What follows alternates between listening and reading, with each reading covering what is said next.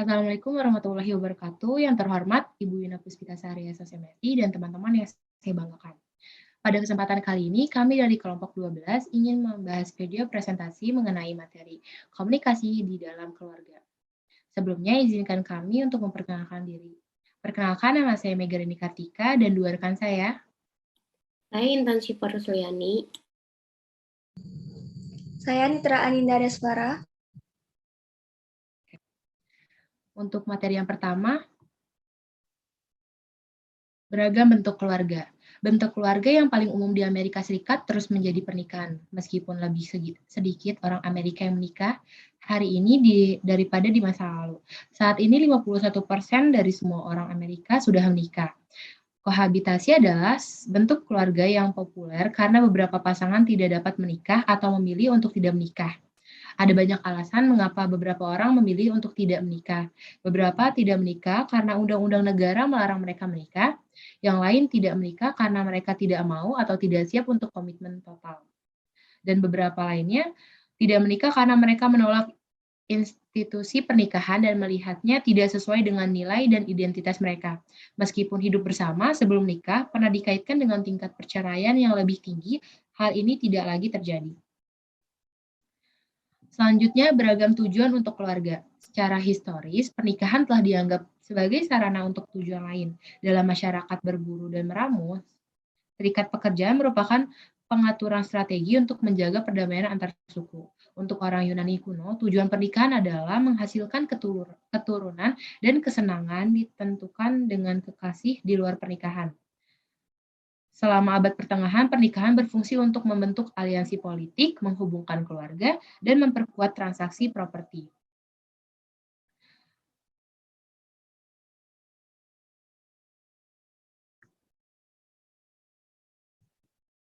Selanjutnya ada keanekaragaman, ragam budaya bentuk keluarga. Pilihan kita tentang siapa yang akan kita nikahi juga telah berkembang. Pada tahun 1900-an, sebagian besar orang Amerika menikahi orang-orang dari ras mereka sendiri. Hari ini, pernikahan antar anggota dari ras yang berbeda lebih populer dan diterima. Juga meningkatkan jumlah orang Amerika yang menikah dengan seseorang yang lahir di negara yang berbeda. Saat ini sekitar 5 juta orang Amerika menikah dengan seseorang dari negara lain. Dua kali lipat jumlah pernikahan ini sejak tahun 1960. Pernikahan beda agama juga meningkat di Amerika. Selanjutnya ada tipe keluarga yang beragam. Salah satu sarjana komunikasi mengidentifikasikan 3 jenis hubungan yang berbeda, yaitu tradisional, independen, dan terpisah. Pasangan yang masuk dalam kategori tradisional sangat bergantung dan ekspresif secara emosional satu sama lain. Pasangan tradisional juga berbagi pandangan konvensional tentang pernikahan dan kehidupan keluarga, dan mereka terlibat dalam konflik secara teratur. Independen terdiri dari 22% pasangan memiliki pandangan yang kurang konvensional tentang pernikahan dan kehidupan keluarga, dibanding dengan jenis sebelumnya yaitu tradisional. Independen kurang saling ketergantungan, lebih ekspresif secara emosional, dan mereka terlibat dalam konflik lebih sering. Yang terakhir, jenis perkawinan terpisah. Merupakan 70% dari pasangan yang dipelajari, seperti istilahnya pemisah sangat otonom. Pasangan saling memberi banyak ruang, mereka berbagi lebih sedikit secara emosional daripada dua tipe lainnya. Perpisahan juga mencoba menghindari konflik, mungkin karena konflik sering kali melibatkan ekspresi emosional dan mendorong mereka untuk bernegosiasi dan mencapai keputusan bersama daripada bekerja secara terpisah. Yang selanjutnya ada materi komunikasi dalam keluarga. Semua keluarga berkomunikasi, tetapi tidak semua keluarga berkomunikasi dengan cara yang sama. Setiap keluarga memiliki norma dan pola komunikasinya sendiri.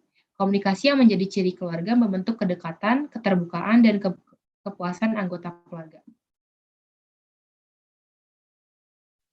Oke, untuk materi selanjutnya akan dijelaskan oleh rekan saya, Nitra Aninda.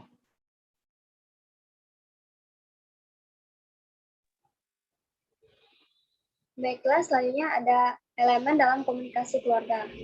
Clifford Nathaniel mengidentifikasi 3 elemen kunci yang mempengaruhi kepuasan dengan hubungan jangka panjang, yaitu kata-kata, pikiran, dan emosi. Yang pertama, kata-kata mengacu pada bagaimana anggota keluarga berbicara dan berperilaku satu sama lain. Komunikasi mempengaruhi harga diri dan perasaan tentang hubungan. Dalam hubungan yang lebih bahagia, anggota cenderung berkomunikasi lebih banyak dukungan, persetujuan, pengertian, dan minat daripada pasangan yang kurang bahagia. Yang kedua, unsur kedua dalam komunikasi keluarga adalah pikiran, yaitu bagaimana anggota keluarga berpikir tentang satu sama lain dan keluarga. Pikiran kita membentuk emosi dan kata-kata kita. Dalam hubungan yang memuaskan, orang cenderung mengaitkan tindakan baik orang lain dengan kualitas internal yang stabil yang berada dalam kendali individu. Selanjutnya, kunci ketiga dalam komunikasi keluarga adalah emosi. Emosi dipengaruhi oleh kata-kata dan pikiran, bagaimana perasaan kita dipengaruhi oleh apa yang kita katakan kepada orang lain, dan apa yang kita komunikasikan kepada diri kita sendiri melalui self-talk. Misalnya, atribusi yang kita buat untuk perilaku pasangan kita mempengaruhi perasaan kita tentang perilaku tersebut.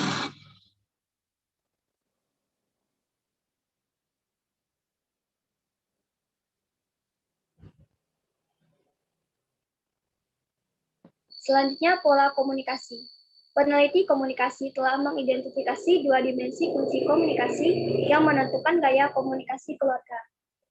Dimensi pertama, orientasi percakapan, mengacu pada seberapa terbuka atau tertutupnya komunikasi. Dalam keluarga dengan orientasi percakapan yang tinggi, anggota merasa bebas untuk mengungkapkan pikiran dan perasaan mereka secara terbuka tentang berbagai topik, termasuk topik yang bersifat pribadi atau antar pribadi. Dimensi kedua dari gaya komunikasi keluarga adalah orientasi konformitas, yang mengacu pada sejauh mana anggota keluarga diharapkan untuk menyesuaikan diri dengan hierarki keluarga di sini dan menyesuaikan diri dalam keyakinan. Dua dimensi komunikasi keluarga, orientasi percakapan dan orientasi kesesuaian, digabungkan untuk menciptakan 4 tipe dalam dasar pola komunikasi keluarga. 4 tipe dasar pola komunikasi keluarga. Yang pertama, konsensual. Memiliki orientasi percakapan yang tinggi dan orientasi konformitas yang tinggi. Dalam keluarga konsensual, komunikasi cenderung memiliki kedalaman dan keluasan yang substansial. Yang kedua, pluralistik. Tinggi pada dimensi percakapan dan rendah pada konformitas, komunikasi terbuka, semua anggota keluarga didorong untuk mengungkapkan pikiran dan perasaan mereka, dan kesepakatan di antara anggota keluarga tidak diperlukan atau dipaksakan. Yang ketiga, protektif. Konflik dihindari dan anak-anak diharapkan untuk mematuhi nilai-nilai, keyakinan, dan keputusan orang tua yang dapat merusak komunikasi yang terbuka dan jujur antara orang tua dan anak. Dan yang terakhir, laissez-faire. Orang tua dan anak memiliki interaksi yang terbatas. Anak cenderung relatif tidak bergantung pada orang tua, dan anggota keluarga mungkin tidak merasakan ikatan yang erat, baik orientasi percakapan maupun konformitas.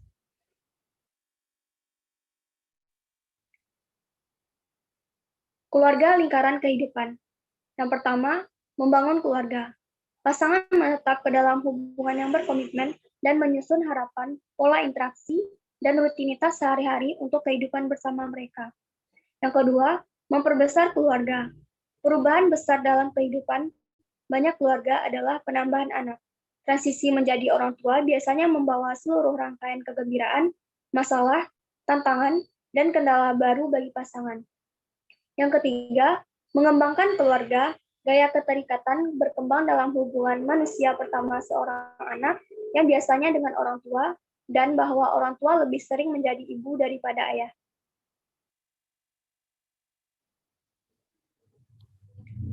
Yang keempat, mendorong kemerdekaan. Ketika anak memasuki masa remaja, mereka cenderung mencari otonomi yang lebih besar. Ini adalah bagian alami dari upaya mereka untuk membangun identitas yang berbeda dari orang tua mereka. Dan yang terakhir, yang kelima, meluncurkan anak-anak. Peluncuran adalah saat perubahan penting bagi sebagian besar keluarga. Anak-anak meninggalkan rumah untuk kuliah, menikah, atau hidup sendiri. Materi selanjutnya akan disampaikan oleh rekan saya, Intan Syifa. Yang keenam, ada pasca peluncuran anak. Setelah kepergian anak dari rumah, pasangan harus mendefinisikan ulang pernikahan mereka. Periode ini bisa menjadi saat kepuasan yang lebih rendah di antara pasangan jika pasangan tidak berlatih dalam melibatkan satu sama lain di luar peran mereka sebagai orang tua. Yang terakhir ada pensiun. Pensiun membawa perubahan lebih lanjut dalam kehidupan keluarga.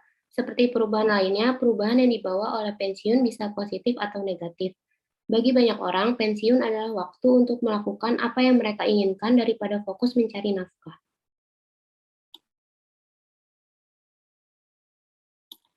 Selanjutnya ada media sosial dan komunikasi keluarga. Media sosial telah mengubah banyak cara komunikasi keluarga. Satu perubahan nyata adalah bahwa media sosial meningkatkan cara anggota keluarga dapat berinteraksi. Selain itu, ponsel dan email memungkinkan anggota keluarga untuk sering berhubungan melalui pertukaran pesan yang sangat singkat.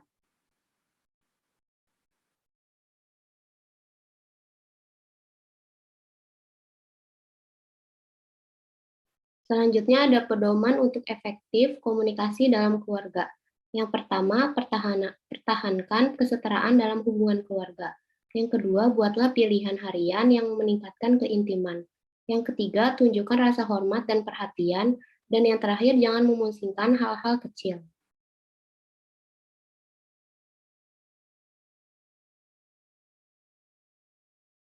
Sekian dari kelompok 12, kurang lebihnya mohon maaf. Wassalamualaikum warahmatullahi wabarakatuh.